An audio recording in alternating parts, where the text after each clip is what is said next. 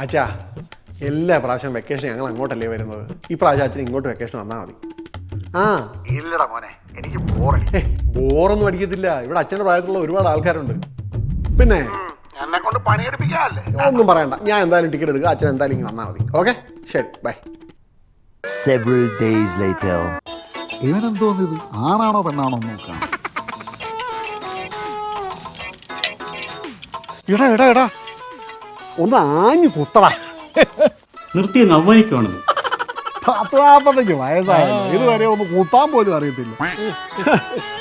അപമാനിച്ചേ ഞങ്ങി ഞാൻ പോയിക്കോട്ടെ.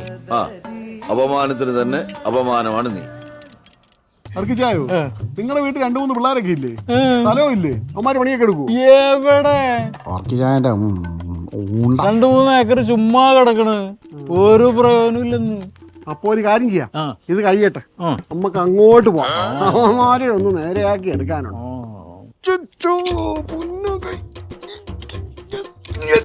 അച്ഛനാണത്രേ അച്ഛൻ. എനിക്ക് ഡാഡി വേണ്ട.